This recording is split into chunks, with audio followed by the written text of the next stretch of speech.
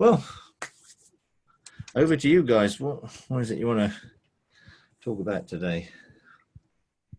You know, Mike, I mean, meditating on, unless you have the revelation is God's truth to your mind received.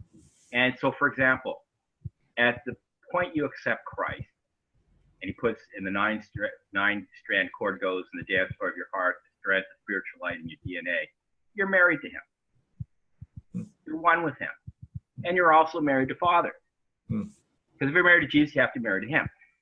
And whether or not, and we can go on and do our ketubah, but that really, another word for ketubah is we're just doing our wedding vows like we would do when we got married ourselves. It's just our vows. It seems to me anyway. But the thing is that we can go through all, and communion, he said do it every day because he said, I want you to keep in that you're married to me, you're one with me. That's all communion is. You're married to me, you're one with me. I'm in you. Nothing can ever happen. I'll always be in you. The problem is, that's happened to every Christian on the earth, including us, but it's never, the revelation is never, of that truth doesn't get through to our mind. Whether we do the ketubah or not, we're married. I don't have to do a ketubah. I'm married. Vows might simplify, but that just kind of puts in my mind what it is or what I want. But nothing changes that. I'm married, but I don't even understand what married means because I only relate to it as I'd be married to my spouse. Yeah. And that's our whole problem within Christendom is that revelation going to our mind. And when we have that head knowledge, what we're saying means different things to different people. And it's all over the place. Like we talk mountains. People don't realize it's just as simple as that's just our responsibilities he's given us. Yeah. But we're using these terminology and these people are thinking these things I've got to do. And that's our stumbling block. And the problem is that our mind doesn't even, our knowledge is kind of messed up. What we think is right isn't right. And we're going off, and I'm always off on tangents. Yeah, well, I think in reality, whatever our mindsets are, they're framed by our life experience. And therefore, they're all going to be shaped by what we've already done, what's already been done to us, what we've learned, what we've heard. And we have all these frameworks of thinking which filter and essentially form, when we see something, our reality about it. You know, what is the truth of this? Well, it's all this, but it's this with this and this and this and this all in our head. And we then, oh, it means this. And that has all been framed by the different things in our lives that have been used to conform us to the world. So in Romans 12, do not be conformed to the world. In other words, another version says, do not be pressed into the world's mold or molded by the world into its shape. And we all have that. And most of us who've been around Christian stuff for a long time have a whole load of religious frameworks and molds that we're pressed into. And when we read something or someone says something to us, immediately it's framed by that mold, and we think we know what that means because of that. And therefore we operate in according to what we think we know, which is our understanding. And of course, Proverbs says, don't lean to your own understanding. And therefore, if we're not going to lean to our understanding, what are we going to lean to? Relationship with God. That's the whole crux of everything, is we're called into an intimate relationship, a restored relationship with our dad and with our brother and with our mother, or whoever you want to view the Holy Spirit as. And so we've been brought back into that. But that type of relationship has been framed by years and years and years of doctrine and theology, which says it's like this, it's like this, like this. So God has to break us out of it. And therefore he encounters us in such a way that it challenges our preconceived ideas, often quite painfully.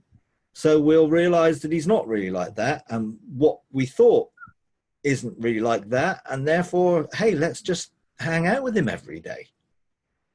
Because then we're going to see what he's doing, and our hearts will be aligned with his heart, because we'll know his heart, because he reveals his heart to us. And if we know his heart, then as sons, we can begin to creatively release his heart. But what we know is what we think we know about his heart or about his character or about his nature, rather than what we've experienced by engaging him relationally. Now I know him, not just I know about him. See, I do not know the Queen of England because I've never met her. I've seen her. I've even watched The Crown and saw, a fixed, some sort of her early life story, whatever. So I've seen all that. And so I have some information about her, but never met her. Therefore, I don't know her. I only know of her. Prince Charles, I've actually met. So I can say, well, actually, I've met that guy. And I've got a little bit more from meeting him than I would about seeing what he's like on the TV or anything else. So with God, if most of our things have come through someone else's understanding of God or theology or doctrine or teaching or streams or church denominational views of him, then I've never really met him. And our salvation experiences were very, very few of them were dramatic encounters. So I prayed a prayer. So I didn't really even meet him when I should have met him. I prayed a prayer. And, well, I believe something happened when I prayed that prayer. And therefore we put what happened onto what we did. Rather than actually, no, God instigated everything that's happened. He did it all, and he just wants me to realize that in relationship. Because when I realize it in relationship, faith is imparted. I can believe it because now I have experienced it. And we have built a whole Christian system on, you need to believe this without experiencing. And that is really good because that's faith. So just have blind faith and just believe it because I'm telling you it, because the Bible says it, just believe it. And we wonder why so many Christians go around with not a clue, because they've never met God. All they've done is agreed with someone else's view of God and have never really met him at all. And that is our problem. We have not had, our experience of God is based on information and not relationship.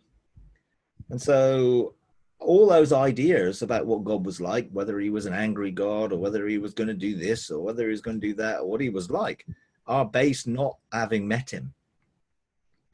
So we need to encourage people to actually meet him, to experience him, to get to know him, so that his heart will actually transform our heart from a heart-to-heart relationship. It's like, even those who do engage God, most of the time, they're engaging him on the other side, not heart-to-heart, but at a distance even in that. So I think God wants to reveal himself. It is the realization of the truth that already is true that we need to grasp, not we need to try and understand the truth. Because in some way, our understanding makes it true. So we try and understand it so it will make it true. Well, it's already true. If it wasn't true, what would be the point of it? It is the truth. And when we encounter the truth as a person, that totally changes everything. And we've just got to stop building understandings about intellectual information and get people to experience God. And then trust God will do stuff in their life, not actually conform them to another system. Because we say, do not be conformed to the world, but be conformed to church. In fact, be conformed to the version of church that this denominational stream represents, because then you'll fit in and you'll belong and you'll be part of the tribe. So conform to that. Whereas actually, we're not supposed to be conforming to anything. We're supposed to be transformed so we can be like who he is and who he made us to be, which is his image, or the image of sonship. That's the only thing we need to be, who he made us to be. And the only way we're going to get to know who that is is by beholding and becoming, by looking into the mirror of his face and seeing reflected back who he sees us as. And then the vast sum of his thoughts about us will begin to change how we think. So our minds will be renewed, not by us trying to renew them, but by the encounters changing our thinking, which is what repentance is. An agreement with the mind of God about us and about him and about everything else. That's really, I think, what we need to encourage is the relationship. And then we need to trust that God will work that relationship out. And along the way, we can help people to, again, what is God saying? Well, I can't hear him. Well, let's just deal with that then, because you can, because he's speaking to you. Let's find out how he's speaking to you, rather than, well, we're going to give you a whole lot of information and we'll help you to conform to what we believe, rather than to actually be transformed by getting to know him. Yeah. I know how much transformation I used to try and go through by actually trying to transform myself. You know, it's just like, that's what I did. It's like, well, I'm going to do this, I'm going to do this, I'm going to. Well, when I became a living sacrifice, it's just like he started to transform me, because a sacrifice doesn't do it to itself. It surrenders. My responsibility is to surrender to whatever he's doing in me, not try and help him out. I remember very, very bluntly, God said, I do not require your help, just your surrender. Because I was trying to work it out. You know, he didn't require my assistance. In fact, what he needed me is to stop trying to work it out and let him change me and transform me.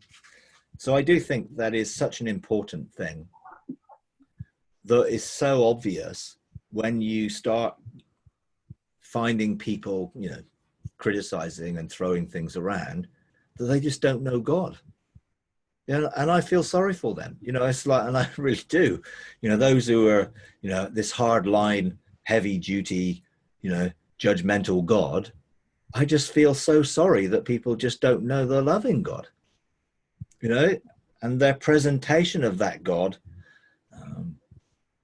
just makes me feel sad for them, really, not, you know, offended or upset, because they're deceived by their own understanding, just as I've been deceived by my understanding in the past. You can't be deceived by a relationship, because God is the same yesterday, today, and forever. He doesn't change. He's not going to put one face on today and another face on tomorrow, depending on what mood he got up in the morning, because he never gets up, because he never goes to sleep, because he's always the same. And we just have to engage with him. And then we begin to discover what he's really like. And we will be surprised, you know, when it comes to, oh, I didn't think like that. I didn't think you thought like that either. And it's just like, but it will be surprised in a good way, because he will always be better than whatever expectations that we ever had of him. Because how can we have expectations to match up to an amazing infinite God? So even our experience of what love is a fraction of what love really is. But it deepens and grows the more we spend time in relationship. And so many people are so busy trying to earn God's approval, they've got no time to spend in relationship. So they're being good stewards, they think, of all the stuff that God's given them in their life. And most of it is to effectively create their own identity from doing it. And therefore are so busy, they're too busy for God. And so many Christian workers are like that. They're too busy trying to work for God, realizing that they're supposed to be working with him in relationship, not for him, out of duty and obligation, trying to do stuff. We've got to relax and enjoy it. You know, if the Christian life isn't enjoyable, then we're not living it. It isn't it. Isn't that how we're kind of brought up, to impress, sort of thing? Like, you want to impress your parents, you want to impress who you work for. kind of in our genes almost, that that's what we do rather than just allowing God to be God. It is, because that's the DIY path. You know, when they chose to go their own way, it was knowledge independently of God. Therefore, it was all down to them. You know, and it still is in religion. All religion is about what you can do to prove or impress God. You know, rather than he loves me irrespective of whether I do anything or not. But our very mindset is everything is conditional. Yeah. And in fact, even within this, you hear a revelation, you got to trade money for it. It's conditional. Yeah. And if we don't receive. Yeah. Well, you know, I think. And this is anyway. That's what it seems like. Everything, and so you're so programmed that way that you're in that box. Yeah. How can you receive from God if you have to earn it? And Okay. you always have to earn everything. It's Isaiah 55. We can't live it. Yeah. No, I think that it is really, really important to get to that point where, you know, who I am is who he created me to be. And if I try and get anything from what I'm doing, it will short circuit who I already am and will put me on this treadmill of performance and needing to earn and get significance from people. And at the end of the day, people will then start to project onto other people to get their approval.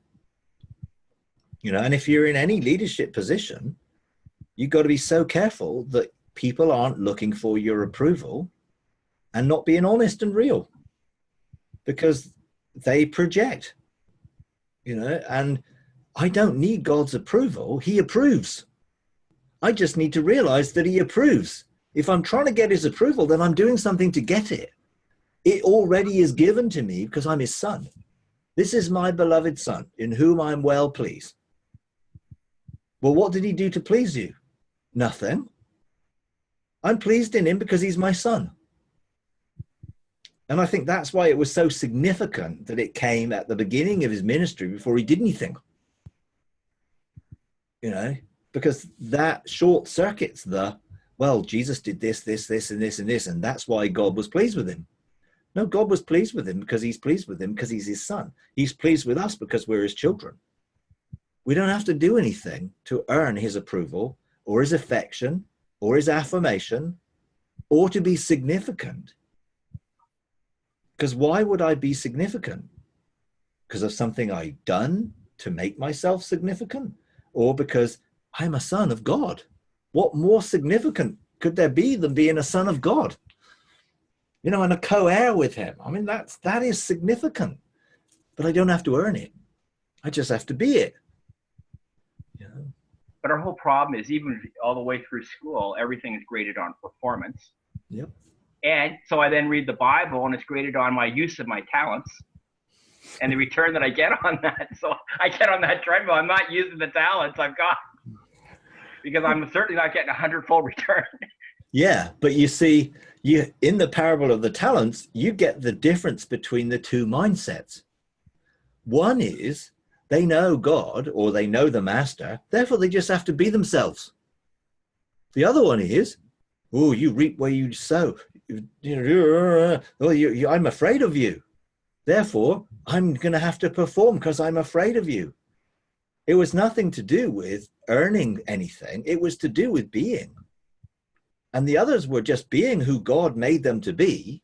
And that was being fruitful. Because if you're who God made you to be, you are fruitful. This is the key. It's not, well, what fruit have you produced? You are fruitful because you are who God created you to be. And that's all God's looking at. Well done, good and faithful servant. Well, what's the well done for? Being you. That's all you have to be. Be you. Not, well, what do I have to do? No, who do you have to be? You. Well, that should be the easiest thing in the world. Except most people don't want to be them. They want to be someone else because that person is famous or wealthy or powerful or in a position that they're respected, or they're, oh, well, I'd like to be like that. Okay, well, go ahead, try and be like that. And you'll end up finding there's no approval in that, because you don't have to do anything. You know, when I went through my dark cloud experience, I got to the point where I knew God loved me irrespective of me doing anything. And therefore, I am under no obligation to do anything to earn anything with God. He loves me completely, unconditionally, and without me having to do anything to earn it. And when I then realized I have to view God the same way, because do I love him because he does stuff for me? Or do I love him because he's my dad? And so much, again, is performance orientated. Therefore, I'm expecting God to do this, this, and this. And my love is conditional. And if he doesn't do it, well, he doesn't deserve my love. That's the problem. And I discovered I didn't trust God. And therefore, I didn't know God's love because it was conditional. And when I trusted God, when I realized, you know, this whole process of what God was trying to do, you know, could I trust God? Well, I could trust him when I understood and knew what he was doing. But when he wouldn't show me what he was doing, I realized my soul didn't trust him. So I had to get to the point to trust him whether I knew nothing. Because he is trustworthy. He is faithful. You know, that's his character and nature. So do I trust God because he proves his trust to me, because he's done this, this, and this for me? Or do I just trust him because he's trustworthy? And I had to discover that that was very performance orientated with me. So I had to surrender. So no, I don't trust you because you do this or tell me this. I choose to trust you because you're trustworthy. That is the very nature of who you are. And I am going to trust you. And if you don't tell me anything ever again, it won't make any difference to whether I trust you or not. Because it doesn't matter what you do or not do. When you get to that point, you're then free. You know, and that's what God wants us to be, free. And how will we become free? When we actually engage the truth, know the truth as a person by experience, we become free. Because he frees us from expectations and obligations and religious duty, because he just wants to have a relationship with us. Now, of course, out of that relationship flows heart to heart. Here's his heart. Wow, this gives me an opportunity of outworking his heart with him in relationship. Not, I am going to do this because if I do this, I'll get some brownie points and he'll favor me better. You think, Mike, though, a lot of times it's not that we necessarily don't trust God, but I think sometimes we don't trust ourselves. Like, you know, a lot of times it's like, oh, is this God or is that not God? Is that me? A lot of times we just don't trust ourselves, whether we really can hear from God because, I guess, lack of confidence or whatever. Or when things start going south, we start searching, like, what did we do wrong? Yeah. Yeah, doing things wrong is definitely something I think that is a religious mindset that we've all suffered from, I think, at some stage. You know, thinking, well, what's the right thing? You know, and actually the right thing is I'm in relationship with God, so everything's right. Out of that heart, I'm with him. I have his heart. You know, so I don't have to try and figure out which is the right thing. I just have to be. You know, I just have to be who he made me to be, you know, and that frees us from the trying to get it right or striving for something. You know, all striving essentially means we're not in rest. And if we're not in rest, then we don't know him. Because all who are weary and heavy laden, come to me and find rest. You know, well, how am I going to find rest? Well, be in relationship with me. Walk together with me. That's where rest comes from. It comes from the intimacy of walking together with him. You know, And it doesn't mean, sat on the couch with the feet up doing nothing.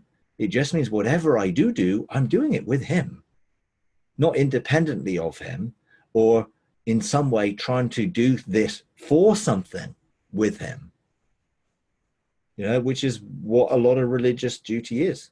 I'm doing this for a reason, so I'll get something out of what I'm doing, rather than the purity of, hey, we get to hang out and do something together.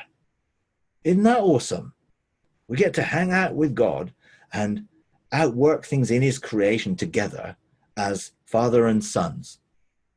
That's awesome. But we can be relaxed in that, knowing that it isn't about getting it right. By whose standard do we measure it? And this is where we look at ourselves. We're measuring it by our own standards. Which is the problem. Well, he has no measure for us. He just wants us to be with him. So I think when we really can relax and enjoy him, things flow from that place. When we stop striving or trying to figure out what to do or everything else, just be, and the doing will flow. Jesus only did what he saw the Father doing, but he wasn't obliged. It was relational. The Father was working in him, through him. They were working together.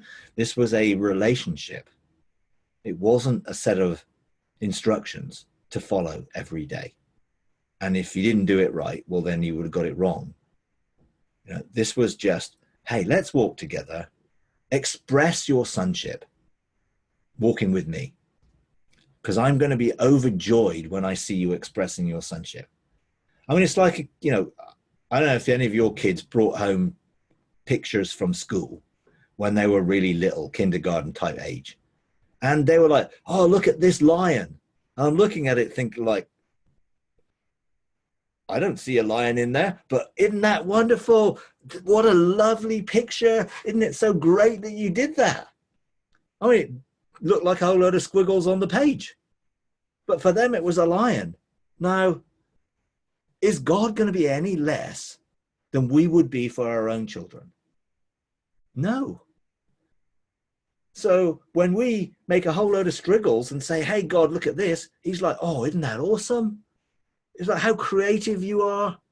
It's like, you're just like me. It's like, look at the creation. Look at those wonderful scriggles you've made. It's like, that's the heart and attitude of God. It isn't, well, it looks rubbish because it doesn't look like anything, but that's how we often are by religion taught to view God. He looks at what we do and he disapproves. He doesn't. He's thrilled that we're walking with him. There is pleasure in his heart. I think the most amazing thing that I've ever felt, really, is the pleasure of God's heart in just walking with him and feeling the pleasure of that's enough for him, that we're walking with him. And it really is, the pleasure of his heart is a special thing, because it isn't to do with performance. It's purely to do with being. And he just loves us to be. And we have developed a whole religious institution around doing, and we've forgotten the being. And we try and get the being out of the doing. And that's all DIY religion.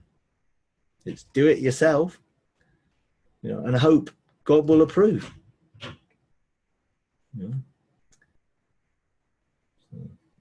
Like on Saturday, one of our people at the meeting described the DIY path very succinctly. He said, you observe with your senses, you make a calculated decision, and then you act on that knowledge. And we are supposed to do exactly the opposite. We are supposed to observe with our spiritual senses and then act accordingly. And that's what Jesus was doing. He was observing his dad, and he was seeing what he was like and finding out exactly what needed to be done.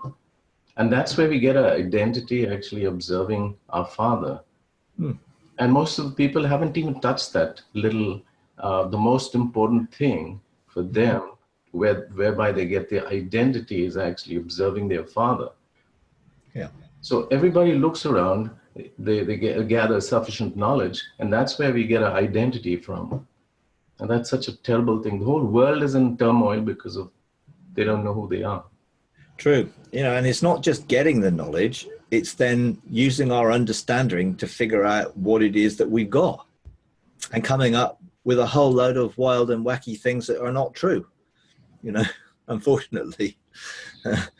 You know, but that's why this whole journey is about intimacy.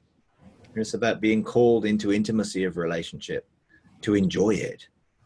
You know, it's enjoying that relationship, you know, so that we lived knowing we're loved. You know, not having to try and earn that love. You know, how can you earn something you've already got? Earning it means you don't enjoy it. You know, and so many Christians are miserable. You know, because they're not enjoying life. They're not enjoying the relationship and the journey that we're walking together on, either because they're looking for something else, or tied up really with this trying to please. You know, what pleases God the most is we hang out with him. You know, we walk with him. We walk together. You know, that's what God's looking for. A walking relationship, not a working one. So intimacy then is just spending time with God. Is that your definition? Because that's where I get confused too, because I don't even understand what intimacy is. People keep saying, I have an intimate relationship with God. I'm thinking, well, what does that mean? Yeah. You know, for me, how do I get there? So. Well, all relationship can only be formed with time together. Yeah. Time together without an agenda. Yeah, that's the problem. So many people spend time with God, but it's an agenda-driven time. They want this, they want that, they want knowledge, they want revelation, they want this, they want empowerment, they want anointing. So they spend time to get, but it's all conditional. They want something from God. You know, so we're only hanging out with God because we want stuff from him. Well, that's not relationship. That isn't intimacy. Intimacy with no agenda. I just want to spend time with him. It doesn't really matter what doing or not doing. It's just being with him. So for me, when God was, you know, looking to unveil this sort of intimacy and everything else, I had the same thing other people did. People expressing intimacy as the warm fuzzies, you know, and the sort of, those precious moments of bliss, you know, and it was just like, and I was thinking, I can't be very intimate because I don't get that very often. And one day God said to me, how do you know I love you? You know, what makes you feel loved?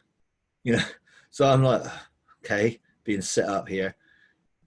And it's just, well, I don't really know, you know?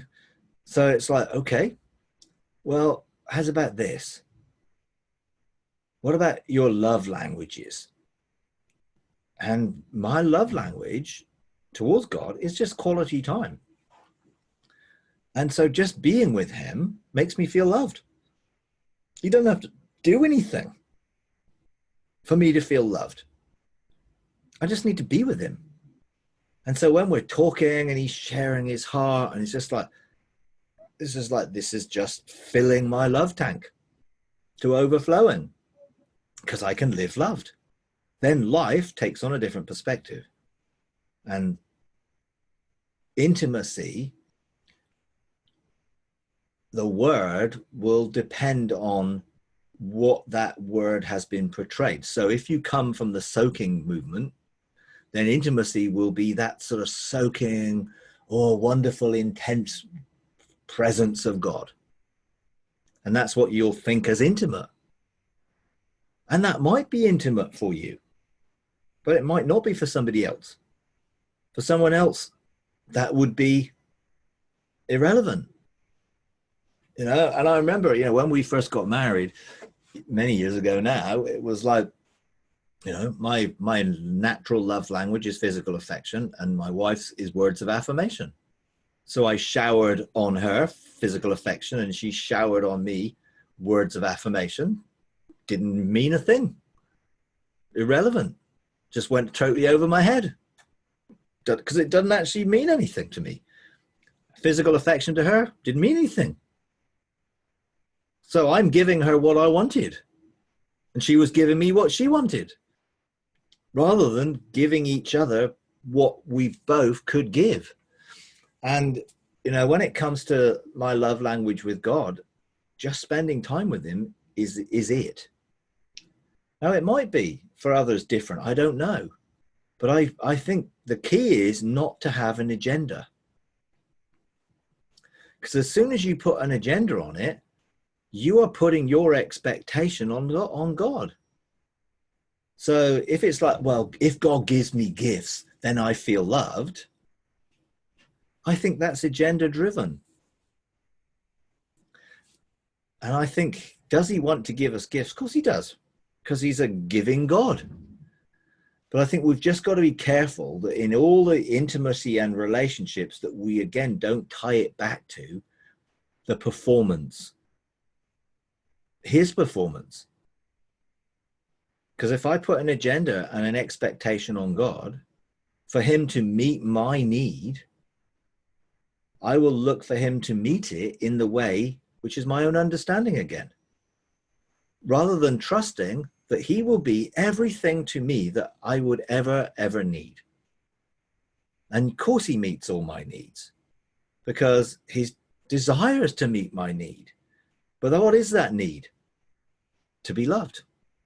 Ultimately, that really is who God is, love. And if I spend time with him, I am going to feel loved. Unless I have an expectation of what I think love looks like, which is different from who he really is.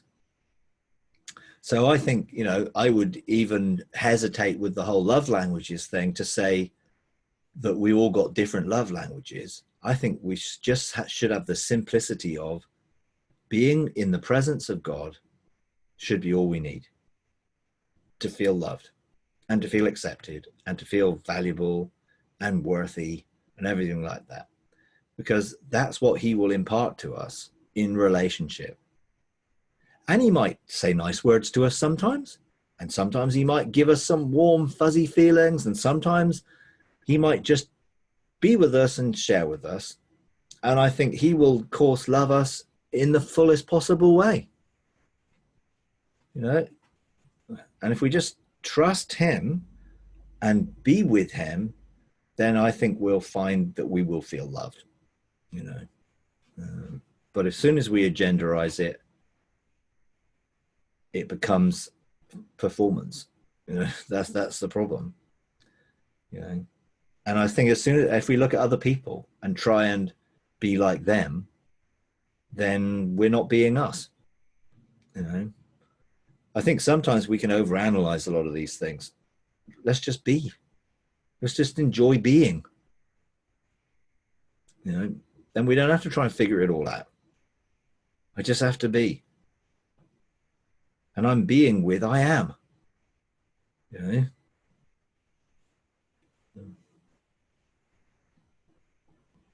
Mike, when you're being with God, talking about you, is it you're just going into a conscious awareness of him, being with him? It's not going anywhere, going up or anything else. It's consciously aware of him. Is it as simple as that? Well, when I'm engaging with him cognitively with my soul and spirit, not just my spirit, I'm just wanting to be in his presence. Yeah, that I just want, hey, let's just be together. And he sets the agenda of what we do. We may sit down in green pastures. We may go for a walk. We may float in the river of life. I mean, we might do numerous different things, but I'm just being with him. And he's not boring. So he's creative. So he'll find all sorts of new and different ways to be with me. So it is just being conscious of his presence and living from that, because that, in a sense, expresses just being. You know, I am that I am.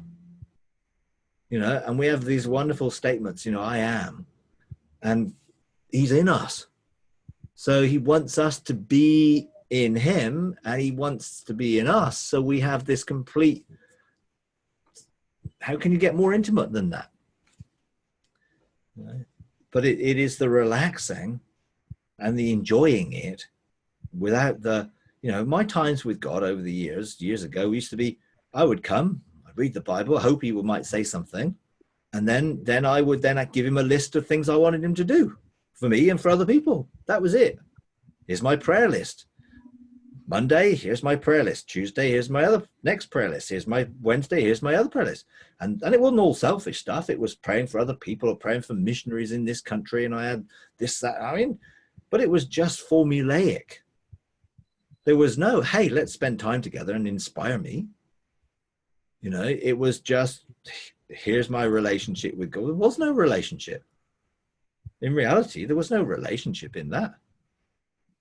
You know, I hoped he would speak, and I spoke to him a lot, telling him what I wanted or what I thought he should do, as if that was going to work too well, you know.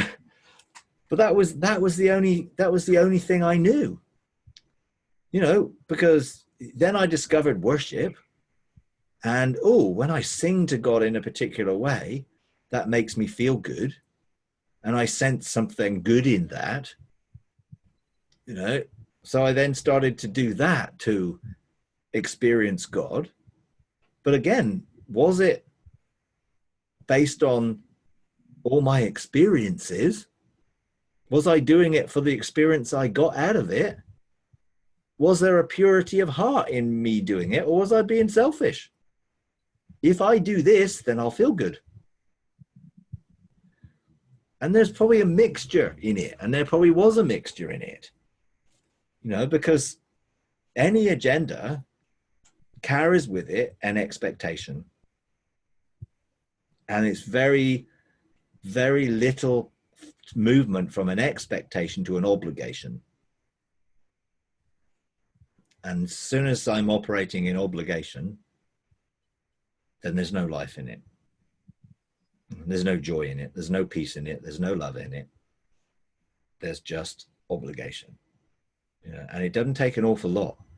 See, God doesn't have expectations of us, but he does have expectancy. He wants to spend time with us. He's expectant of that time, of it being good.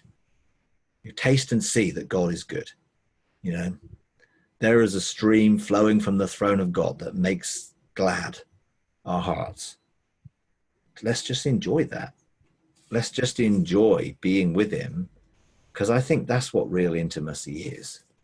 It's just being in his presence and enjoying what he has to reveal in his presence. Sometimes it's just being there, heart to heart, cardiognosis. Wow, I just sense this. I feel that. And of course, our emotions are involved.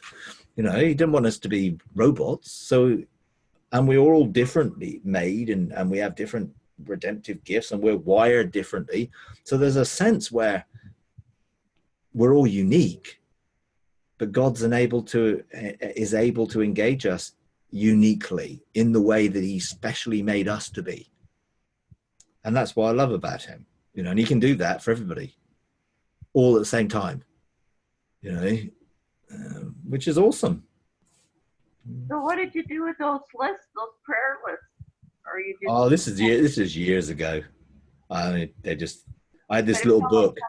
If someone comes to you and say, can you put me on your prayer list and that, what would you say to them?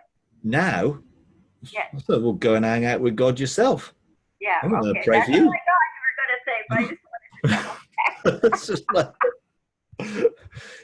if I'm going to engage, it'll be, hey, God, meet with that person. Reveal yourself to them. Bring them into a deeper relationship with you. But it's just like, you know, that's down to each person's responsibility to spend time with him. Just spend the time. You know, if you don't spend the time, then relationship will be shallow, you know, because how can God reveal anything to us if we're not actually spending the time with him? Now, again, people, oh, well, that means it's down to me spending time. No, it's about desire. Do I desire to be with God? If I do, then I'll do it. If I don't, if it's an obligation, then I'll resent doing it or I won't do it. Why do I want to spend time with God? Because spending time with him is what he wants. He wants to be with me. He wants me to be with him. He wants me to enjoy his presence. He wants me to feel the pleasure of his heart. He wants to impart the vast sum of his thoughts about me to me. He wants me to be all that he ever intended I would be in relationship with him. So yeah, I love to spend time with him. And when you say to spend, like when you think of spending time, some people probably think, oh, I got to put this time aside to spend time. You can spend time with God doing anything, shopping, talking to him in the car. Yes, I think in general, time is time, and we should be able to be conscious of God's presence, whatever we're doing, wherever we are. But actually, quality time is important. Yes, in general, I can be conscious of God's presence, whatever I'm doing, wherever I am, without any issue. But that doesn't mean I'm giving him my full attention. It doesn't mean I'm looking into his eyes. It means he's walking with me. I may be walking with him sometimes, but generally he's walking with me because I'm doing stuff. And most of the time, I'm actually focused on what I'm doing. So I don't really feel very conscious of his presence, unless you learn to. So I do think quality time enables that time to be a flow. And without quality time, I don't think it shows the desire of our hearts. It's like, yeah, I like hanging out with you, God, but I don't really want to hang out with you in a more intimate way. I just want to be aware of your presence with me all day, every day. Now, it's awesome that it's true, but actually, how far do you get in a marriage if that's the only thing? Well, I see you in the morning and I see you in the evening, and then we go to sleep. And we never really talked or communicated. You have to share heart to heart. God wants us to be sharing heart to heart because he wants to share his heart with us. So there is a communication of heart that he wants us to be in with him. And that requires sometimes turning the TV off, if you like, and not having background noise and distractions, and not being constantly concerned about, now the indication of how hard that is how much things fill our thoughts when we do get into that place. And all these things come into our mind, and all of a sudden we're distracted because we've not learned to be in that place of rest and peace and just enjoy being there. And I think God values his time with us more than we value it, but I think the desire, when we know that we're loved, the desire just to be with someone you love doesn't have to have an agenda. And I think it's the agenda that causes the problem a lot of times, because we're looking for something rather than being with someone. I just want to be with him. Whatever happens from that, whatever happens. Sometimes we have a conversation. Sometimes we're just being. And out of being, all sorts of things get unveiled and revealed without even having to say anything all the time. Now, I like to have a conversation because I can journal it and, but most of my conversation really is listening. Sometimes, I share how I'm feeling. And I feel his empathy with how I'm feeling. And I feel him then revealing something which touches how I'm feeling. And if I'm not feeling good, then he makes me feel better, just by being with him.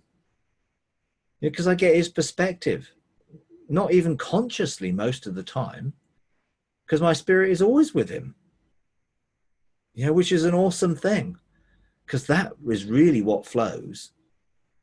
That flows into my everyday experience because I am with him, and I can just flow out of that place, But because I am there all the time enjoying that, then I want to actually do it consciously as well. I want to, it's just like, this is just, I love to be in his presence, and I just love being there. And I used to spend a lot of time doing things, well, what's my mandate for the day? And what is it that I want to see you doing and all this? And, and I used to focus on that until one day, he just said, okay, let's just spend some time here. So he just hugged me and hugged me and hugged me. And then Jesus hugged me, and then the Holy Spirit hugged me. And then all three of them put me in the middle of them and hugged me for months.